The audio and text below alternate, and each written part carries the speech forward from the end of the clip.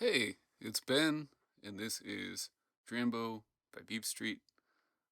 In this video, I'm going to walk through a patch that you can download on patch storage that's called OneKnob Sampler.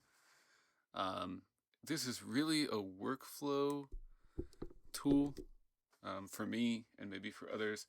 So it doesn't do anything interesting with a sound. It's not an effect or anything like that, but it basically lets you slice just by changing the offset on this knob, and you can slice to different keys just by one knob. And for me,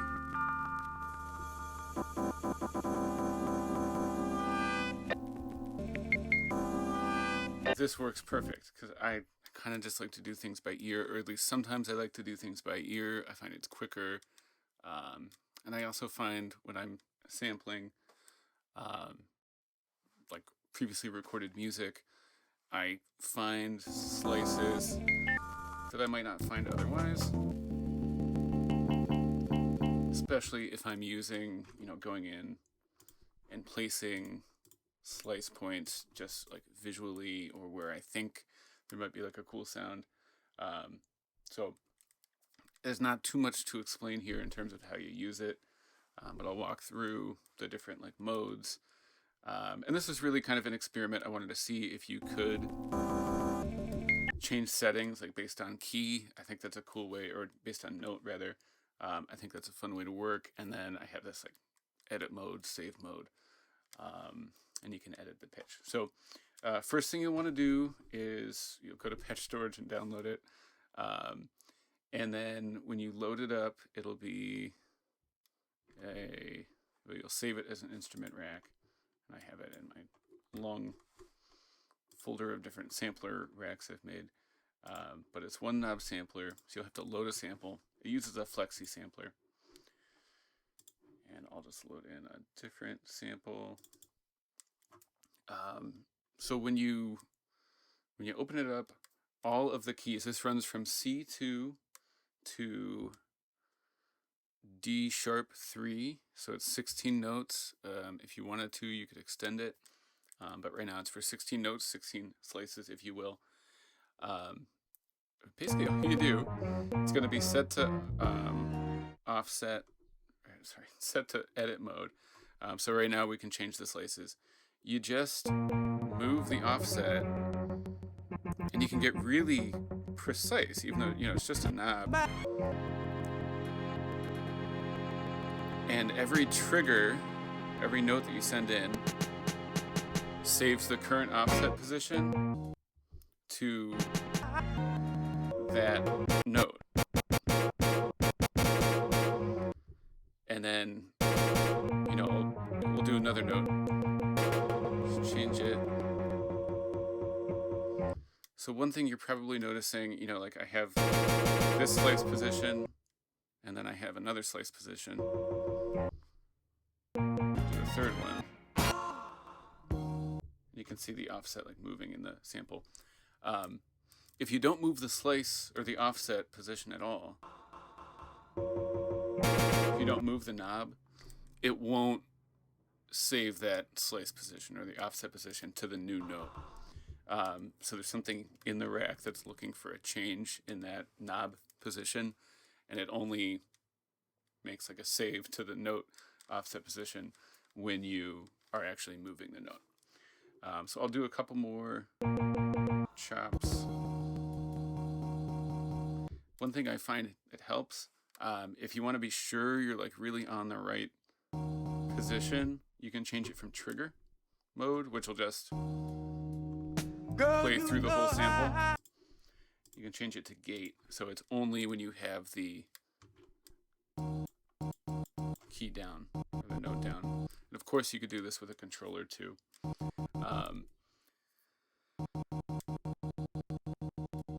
So that's just, one more thing you can do. So again, if you don't move the offset position,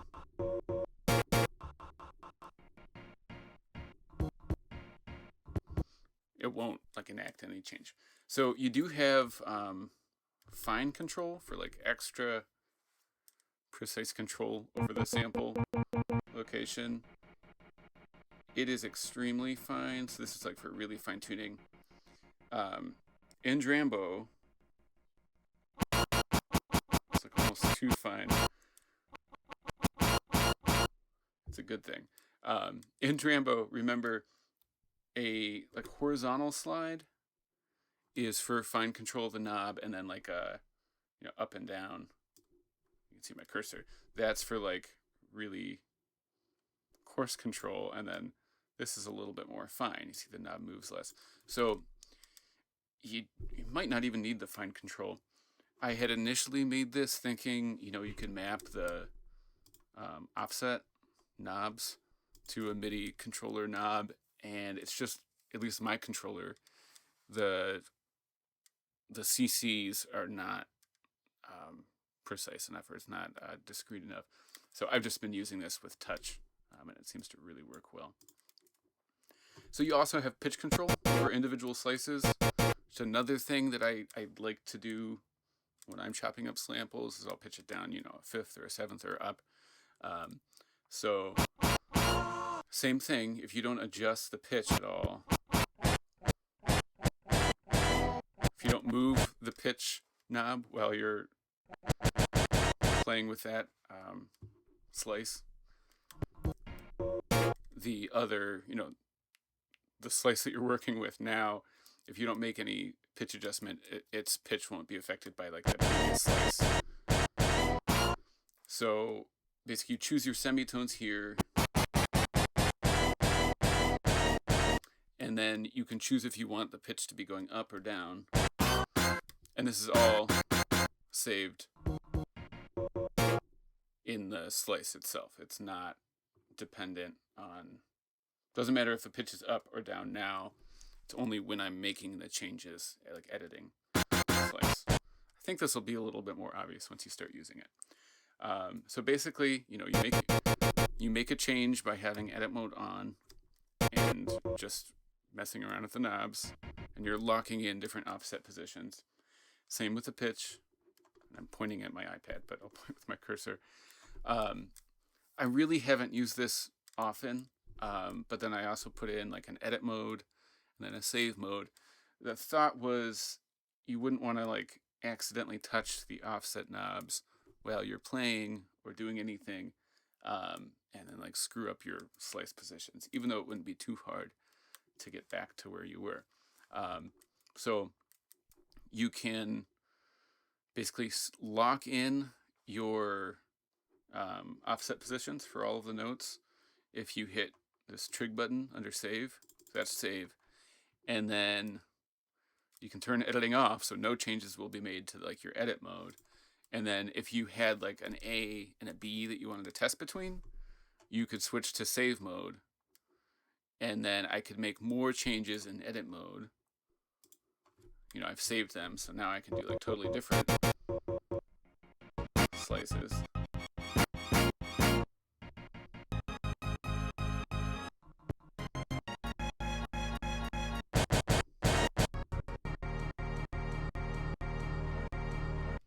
And I can turn editing off.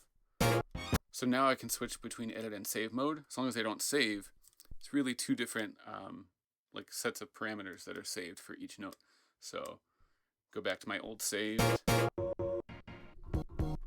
then my edit mode.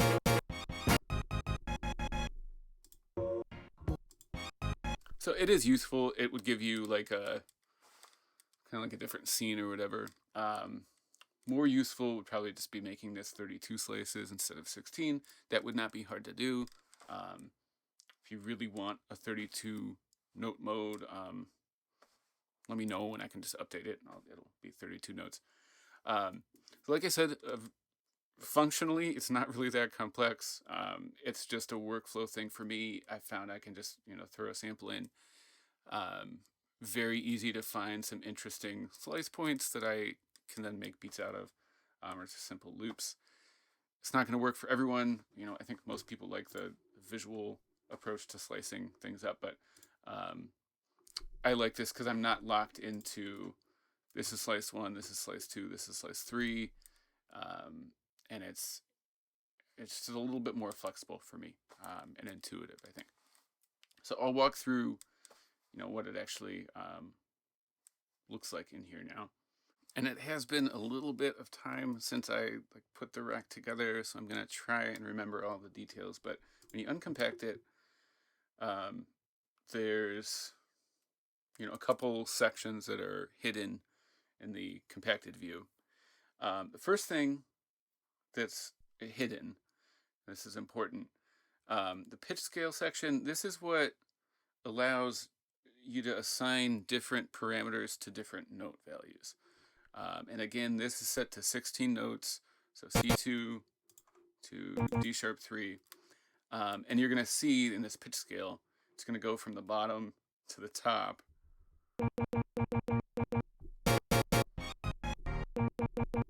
And so basically what we wanted to do is take the voltage, the CV control voltage of our notes, which are, I think, 1/8, so 12.5, 0.125. I think that's an octave. Drambo, I should have looked this up, but they're fractions of a number. We're mapping the fraction range of C2, which is 0, to D sharp 3, which is something like 0.125. We're mapping it onto values 0 through 1 of just like an integer value. So the way that's done is you take, there's different ways to do it, but basically we wanted to find the kind of like the ratio, the difference between 0 and then our C2, which is 0, D sharp 3, is the same as the difference between these two pitches. So this pitch has no input, and it's set to 0, or middle C, so it's going to be 0. And then this is 1 octave and 3 semitones above 0, because it's getting its pitch. We're taking the difference, which is just, what's the B minus A, or A minus B. And then we're dividing 1 by that difference, which is going to be, I think, 0.125, that fraction. And then we're taking the actual pitch input in this multiply. We're taking our actual input voltage, control voltage of the pitch. We're multiplying it by this proportion ratio, and it's being scaled. You can see from 0 to 1 exactly. So that is then going to allow us to route our offset positions and our pitch into different sample and holds. This part's going to be fuzzy. So the offset edit, and then it's all duplicated in pitch edit. What this is doing is taking, it's checking to see if you've moved the knob, and I need to look at what these are. Basically passing the change in value, or the new value, into different sample and holds based on if you've moved the knob at all for like pressing on a new note and editing, as well as seeing if editing is turned on. I will do my best to walk through this. So it takes sample and holds, just the current value for offset, and its offset adder, which is combining like the coarse offset and the fine offset. So it samples and holds that all the time. The gate inverter and the past value, this is basically a way to save the key press before the current one. It does that through the gate inverter. So I press a note, it's going to sample the current offset position. When I release the note, this sample and hold is then going to save the value from here. So that's the one I just pressed. And then when I press a new one, our past value is still saved, because it's looking for an inverted gate. So when I press down, it's still saved in here from the past value. I'm confusing myself, so I'm guessing this is not a great explanation. Then it looks to see if there's any difference between the past value and the current value. And it's just looking at the original offset. I think I could have had this B take it from current value. I didn't, doesn't matter. So this is subtract module. It's just looking at the difference. Full rectify will turn basically either positive or a negative value, and it will turn it to an absolute value. So it's always going to be a positive. So it doesn't matter if the difference is negative or positive from A to B, it's going to make it positive. Then I just have a 0 value as a number module, and the different module is it's a function, so it's looking to check if A is greater than B. So what it's going to do is it's saying, is this positive value anything higher than 0? So is there a value there other than 0? Meaning, is the past value different from the current value? And that's what it's doing. So it's saying this is one of the checks. And if it checks and it says, yeah, it's a different value, then this gate, which is just our key press, they'll be multiplied together, and it will be sent. It's going to send out a 1 or a binary yes, true. If they're different, they'll be multiplied together. So gate and the yes, it's different will be passed through to here, and then the same thing. Different in edit is looking for the edit button being turned on, so passing a 1 value to switch. Also looking for a 1 or a true value from different in gate, saying that it's a different value. So only if these are both passed on, then it goes to the next stage. So offset, sample, and hold. There's a switch 1 through N, and this is for the 16 notes. The input is always the edit mode on and a different value check. Yes, it's a different value for the knobs. This is going to be the input to our switch. And then the index, which is going to control which input, which output rather, 1 to N outputs. This is our pitch scaling. So that's where the pitch scaling is really important, because we need to go from 1 to 16. So then these are just sample and holds using our input from the actual offset knob. So all of these sample and holds are getting their input from the offset. And then we're just getting the gate value being sent in through the switch, which is only coming if edit mode is on and there's been like a change in the offset value. I don't use the offset saved that often, but it's here. And basically this is just going to be, well, first,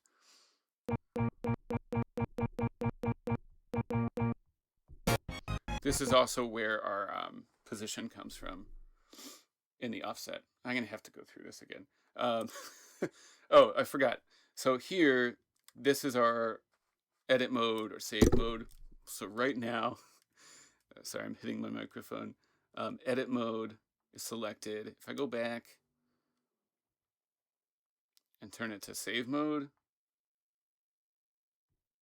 you'll see it's now in save mode. So this is where the offset is actually like affecting Flexi. This is where Flexi's offset is coming from. So edit input for this switch N1 is coming from the offset edit switch at the output. And that's where all the sample and holds are routed into for notes 1 through 16. So save mode is basically the exact same thing. That's all it is. Did I have that wrong? Yeah. So edit and then save. So exact same thing, But saves, these are just pulling from the sample and hold. So it's the edit sample and hold. These sample and holds are triggered when you hit the save button. And this is just a trig. So it's going to pull in the changes you made in edit. It's going to lock them into these sample and holds, which will only ever be changed if you hit the save button again. They go into another n through 1, and then that gets routed into the save input of edit, or offset edit save. And then that's what goes into the offset. So it's the exact same thing for pitch. I'm not going to try and explain this again. I kind of had to relearn it right now because it's not like really clear in here. But anyways, I made this just to see if you could do it. I ended up really liking the workflow. I think it's fun. It feels more like you're using hardware, to me at least. Just a little bit more fluid and hands-on. If you have any questions, or if anyone really wants a 32 note version, just let me know and I'll make one. I will probably make one for myself eventually, and if I do that, I'll just upload it into patch storage. Anyways, have fun with this. Thanks.